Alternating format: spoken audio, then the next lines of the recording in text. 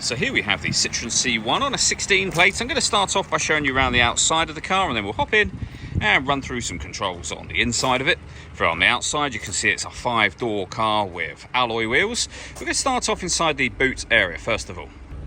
As we approach the back of the car, given the size of this vehicle, we have a decent amount of boot space, as you can see. You can increase this space further by folding down either or both of these rear 50/50 split folding seats.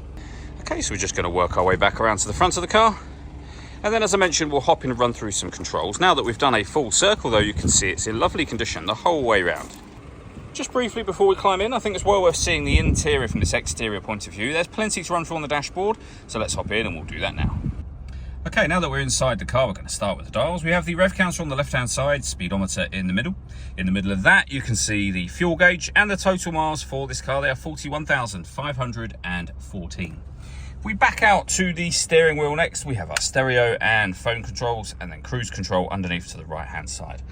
Over in the center, we have the touchscreen for the car.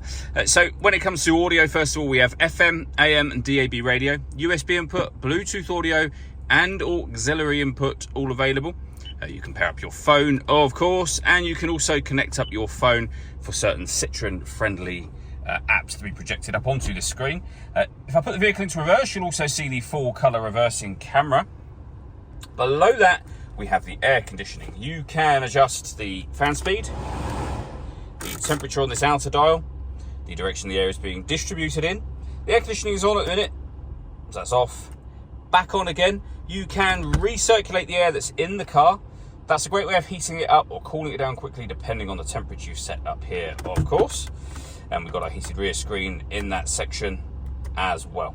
Underneath that, we have a 12-volt charging socket, USB and auxiliary inputs, 2 cup holders, and the gear lever for the 5-speed manual gearbox.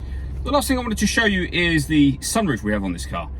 It's a massive area that you can open up here. You can, if you wish to, stop this at any point, but if you open that all the way up, you'll see that lets in a huge amount of light and air into the car.